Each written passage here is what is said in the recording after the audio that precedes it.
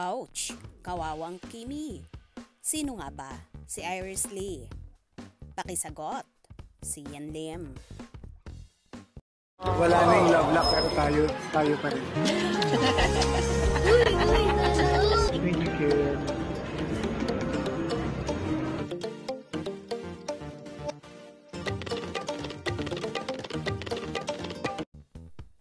Maraming netizens ang nag-aabang ngayon kung sino-sino pa ang mga celebrities na napapabalitang hiwalay ang susunod sa ginawa pag-amin ni Catherine Bernardo at Daniel Padilla. Isa umano sa inaabangan ay sina Kim Chiu at Yan Lim. Naging topic ito sa showbiz update ni Ogie Diaz, Mama Loy at Chegs. Meron kayang susunod na aamin? Tanong ni Mama Loy. Uy, nahiya ka pang banggitin sina Kim Chiu at Yan Lim. Say naman ni Tita Jegs. Wala pang sinasabi. Yan ay hintayin natin mula kina Kim Chiu at Yan Lim kung totoong break na sila. Kasi kung hindi pa, edi very good. Say naman ni Ogie. At syempre, ipasagot na rin natin kay Yan Lim kung sino si Iris Lee. Dagdag pa ni Ogie. Sino yan? Tanong naman ni Mama Loy at Tita Jegs.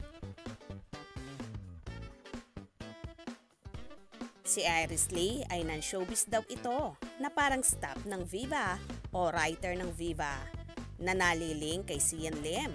Sino ba yon?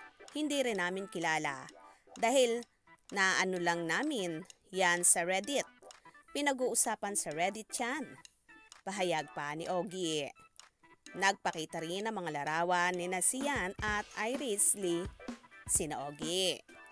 Magugunitang nang tanungin si Kim kamakailan kung hiwalay na sila ni Yan, sinabi niyang, sa amin na lang muna yon.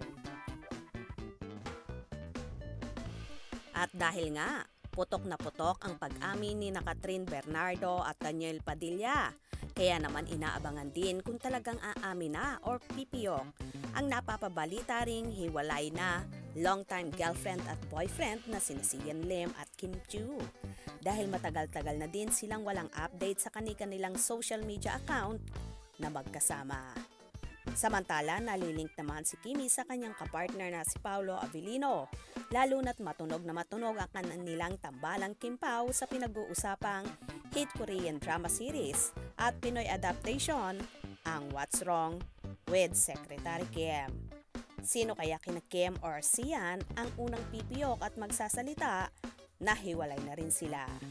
Kaya abang-abang tayo sa maiinit na kaganapan. Hope you enjoyed. Please subscribe for more info.